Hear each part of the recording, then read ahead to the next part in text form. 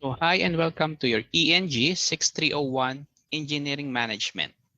So this topic discusses week 7, communicating.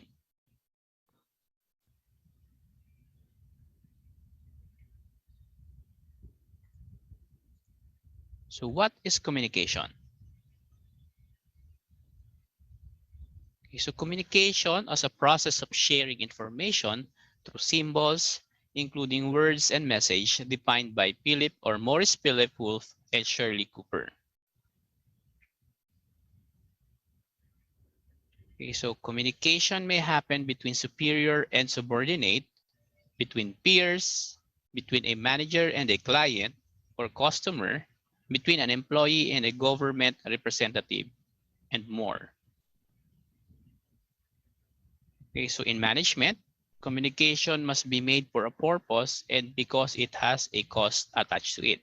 So it must be used efficiently or effectively.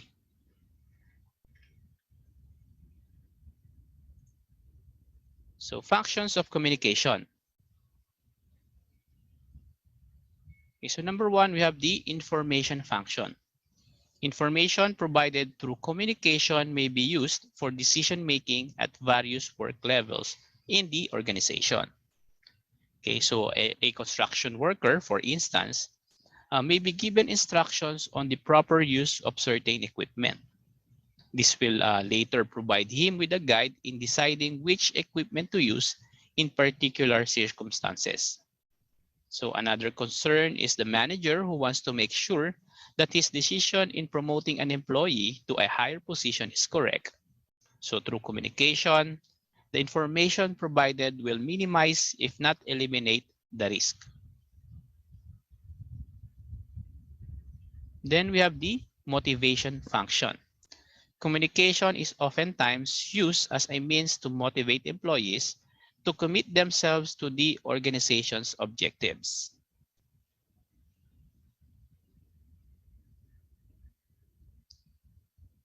And we have control function. When properly communicated, reports, policies, and plans defines roles, clarifies duties, authorities, and responsibilities. Okay, the effective control is then, of course, facilitated. Then we have the emotive function. When feelings are repressed in the organization, employees are affected by anxiety, which in turn affects the performance.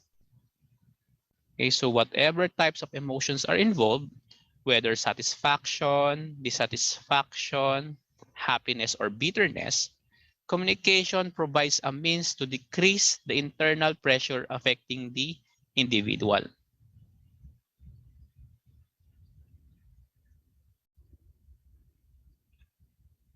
Okay, so we have here the communication process. You will notice here, first we have the sender. Okay, then the sender, okay, he will develop an idea, of course, and then encodes the idea and then transmit message to the receiver. Okay, the receiver who receives the message now will decode the message, and it's up to him to accept or reject the message. And then, of course, he will then provide a feedback to the sender.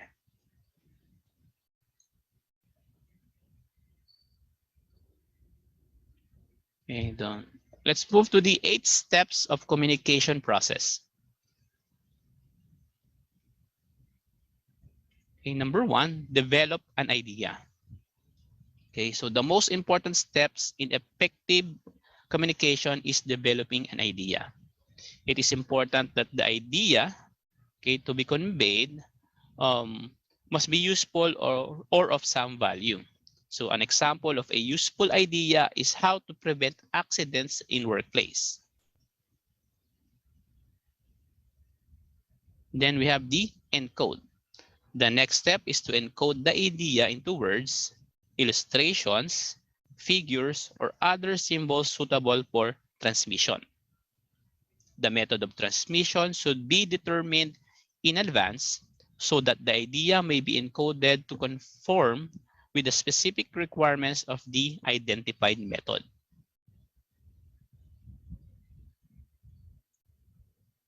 Then we have the transmit. Okay, so after encoding, the message is now ready for transmission through the use of an appropriate communication channel. Okay, so among the various channels used include the spoken word, body movements, the written word, television, radio, telephone, an artist paint, electronic mail, and more. Okay, so proper transmission is very important so the message sent will reach and hold the attention of the receiver. Okay, so to achieve this, the communication channel must be free of barriers or interference. Sometimes it is referred to as a noise.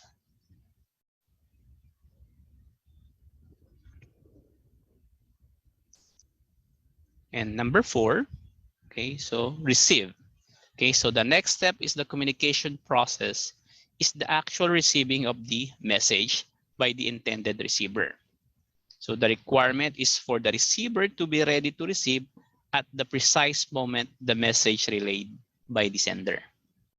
Okay, so the message may be initially received by a machine or by a person. In any case, communication stops when the machine is not turned or tuned on to receive the message, or the person assigned to receive the message does not listen or pay attention properly. Then we have decode. Okay, so the next step, decoding means translating the message from the sender into a form that will have meaning to the recipient. Okay, so if the receiver knows the language and terminology used in the message, successful decoding may be achieved. Okay, if the receiver understands the purpose of and the background situation of the sender, decoding will be greatly improved.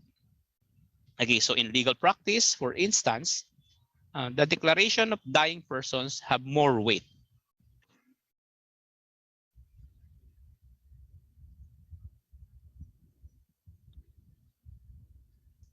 Then we have the accept. Okay, so the next step is for the receiver to accept or reject the message. Sometimes acceptance or rejection is partial. So an example is provided as follows. Okay, so a newly hired employee was sent to a supervisor with a note from his superior, directing the superior to accept the employee into his unit and to provide the necessary training and guidance. Okay, as the supervisor feels that he was not consulted in the hiring process, he thinks that his only obligation is to sweep the employee in his unit and nothing more.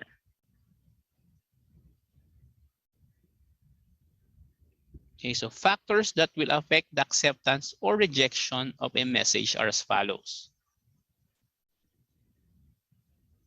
Number 1, the accuracy of the message. Number 2, whether or not the sender has the authority to send the message and or require actions. And number 3, the behavioral implications for the receiver.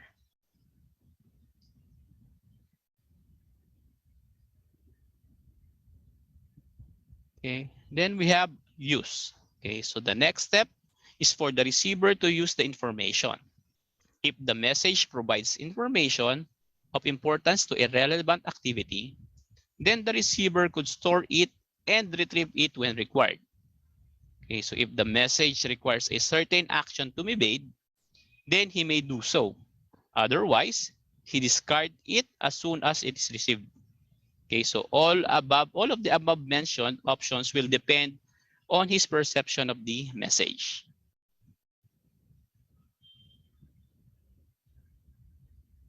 Okay, so provide feedback. Okay, the last step in the communication process is for the receiver to provide feedback to the sender. Okay, so depending on the perception of the receiver, however, this important step may not be made. Okay, so even if feedback is relayed, it may not reach the original sender of the message. This may be attributed to the effects of any of the communication barriers.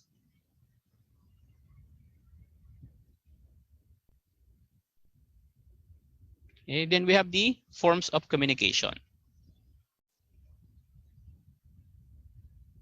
Okay, so communication consists of two major forms. Okay, we have the verbal communication.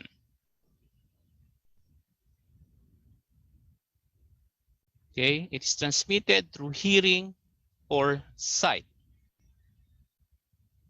Then we have two classes of verbal communication. The first one is the oral communication. Okay, so oral communication mostly involves hearing the words of the sender, although sometimes opportunities are provided for being the sender, body movements, facial expression, gestures, and eye contact. Sometimes feeling, smelling, tasting, and touching are involved.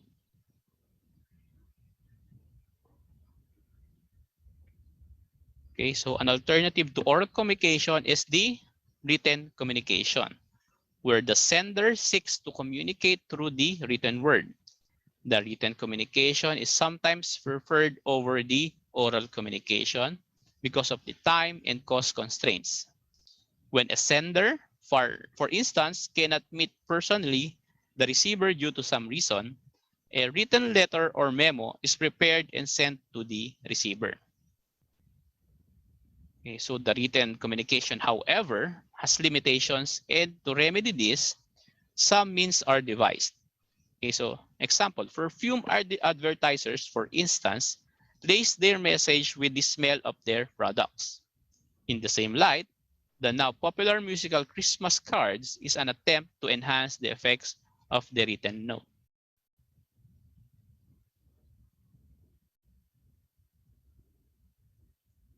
Okay, and then we have the non-verbal communication. It's a means of conveying message through body language, as well as the use of time, space, touch, clothing, appearance, and aesthetic elements. Body language consists of gesture, bodily movement, posture, facial expression, and mannerism of all kinds. Okay, so nonverbal expressions convey many shades of meaning, and it is to the advantage of the communicator to understand what message are relayed.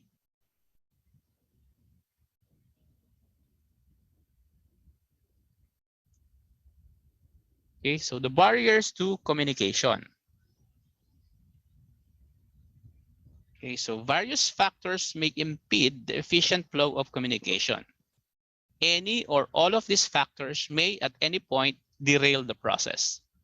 Even if the message is transmitted by the channel, the timing and the meaning of the message may be affected by the factors. Okay, so the barriers to communication may be classified generally as personal barriers or the person barriers, physical barriers, and semantic barriers.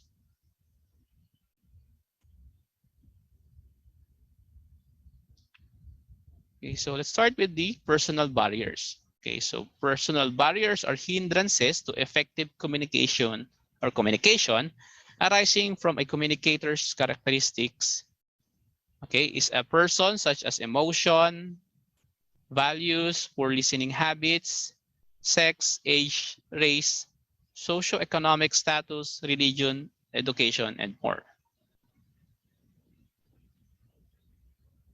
Okay, so emotions cloud the communications ability to judge correctly the real meaning of message received. So people with different values will find it hard to communicate with each other. Poor listening habits of a receiver frustrate the communication efforts of a sender. Okay, so characteristics as a person. Okay, so emotions cloud the communicator's ability to judge correctly the real meaning of message received. Okay. And then we have the physical barriers. Okay, physical barriers refers to the interferences to effective communication occurring in the environment where the communication is undertaken. Okay, so the example, the very loud speaker produced by a passing in temporarily drowns out the voice of a guest delivering a speech.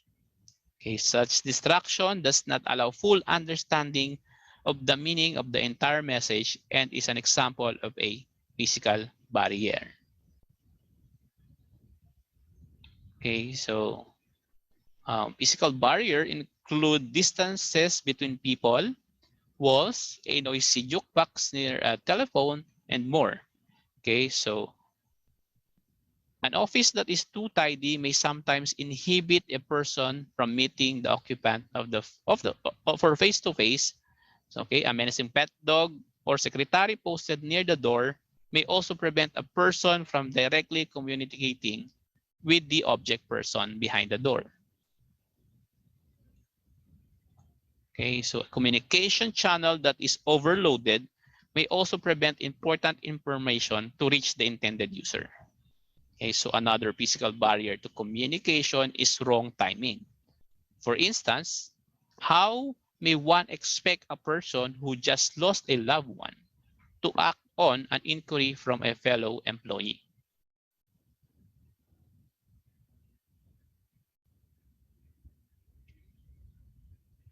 Then we have the semantic barriers. Okay, so semantics is the study of meaning as expressed in symbols. Words, pictures, or actions are symbols that suggest certain meaning. So when the wrong meaning has been chosen by the receiver, misunderstanding occurs. Okay, so such error constitute a barrier to communication. Okay, so a semantic barrier may be defined as an interference. Okay, with the reception of a message that occurs. Okay, so when message is misunderstood even though it is received, okay, exactly as transmitted. So for example, the words wise and salvage will have different meanings to an English-speaking foreigner than to an ordinary Filipino.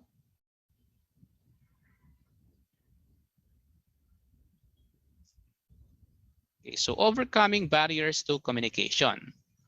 Okay, so to eliminate problems due to noise, selective perception, and distraction, the following are recommended. Okay, so use feedback to facilitate understanding and increase the potential for appropriate action. Okay, repeat messages in order to provide assurance that they are properly received.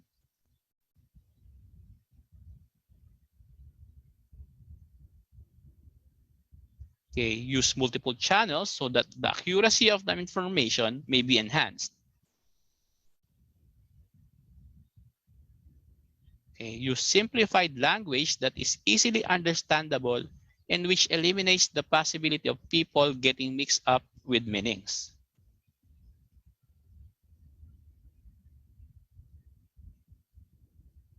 Okay, so techniques for communicating in organizations. Okay, so communication may be classified as to the types of flow of the message, which are as follows. Number one, downwards communication.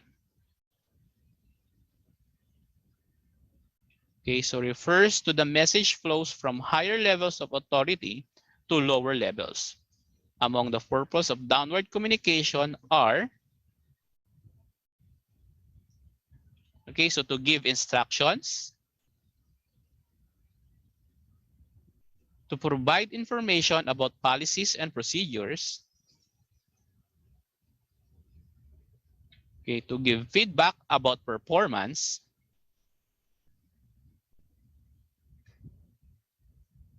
to indoctrinate or motivate.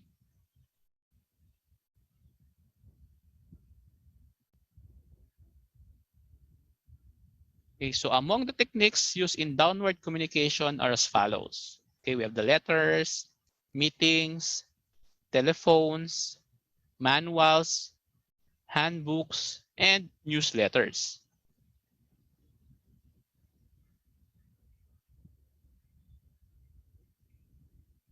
Then we have number 2, the upward communication. Okay, so refers to the messages from person in lower level positions to persons in higher positions. The messages are sent usually provide information on work progress, problems encountered, suggestions for improving output, and personal feelings about work and non-work activities.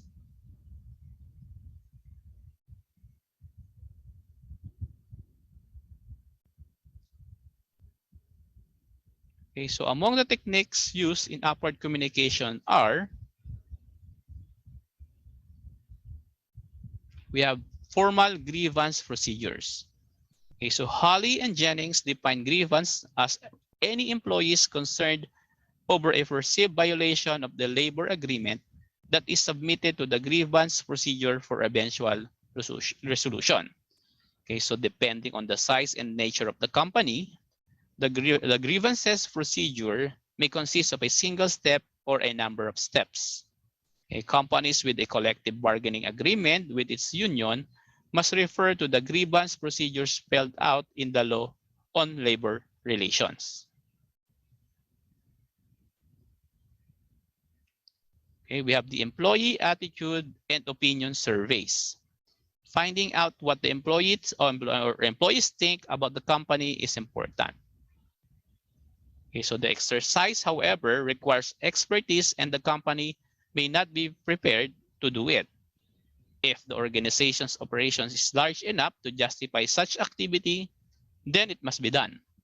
If the assistance of an outside research firm is considered, a benefit cost analysis must be used as a deciding factor.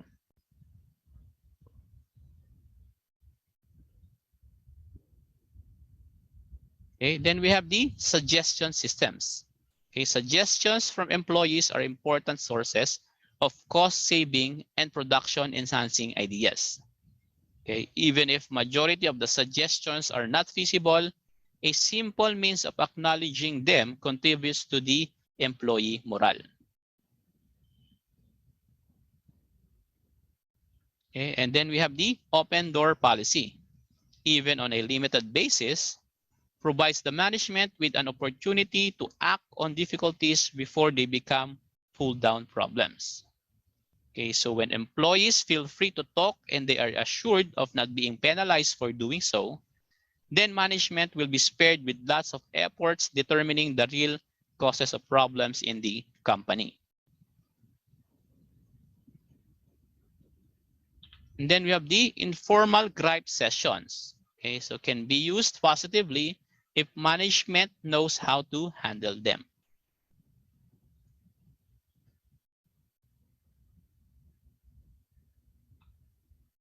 And then we have the task force. Okay, so when a specific problem or issue arises, a task force may be created and assigned to deal with the problem or issue. Okay, so since membership of task forces consists of management and non-management personnel, integration and teamwork are fostered, creativity is enhanced, and interpersonal skills are developed. Then we have the exit interviews. Okay, so when employees leave an organization for any reason, it is to the advantage of management to know the reason. Okay, if there are negative developments in the organization that management is not aware of, exit interview may provide some of the answers.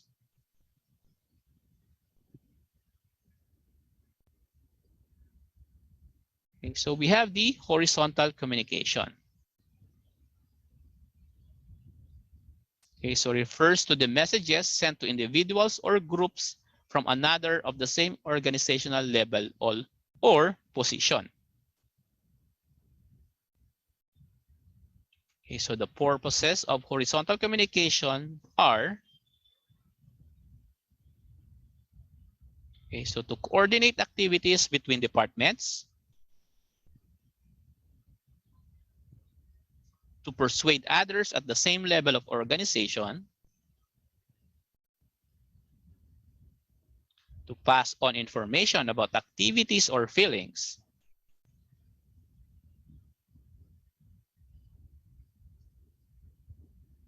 okay, then we have the management information system.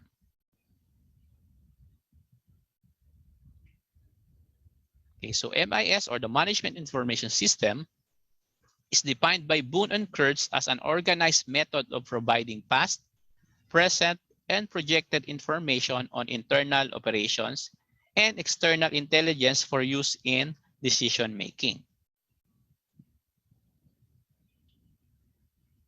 Okay, it is currently used by corporate firms, consists of written and electronically based systems for sending reports, memos, bulletins, and the like.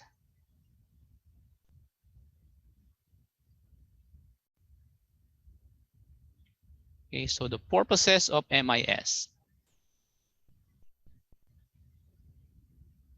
Okay, so the MIS is established for various reasons.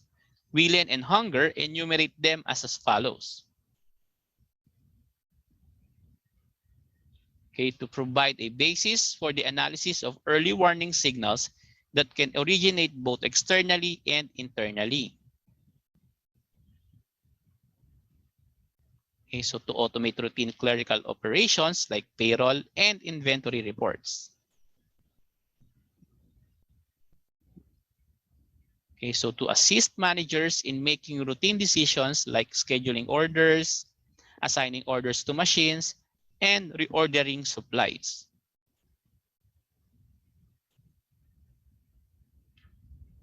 And last, to provide the information necessary for management to make strategic or non-program decisions.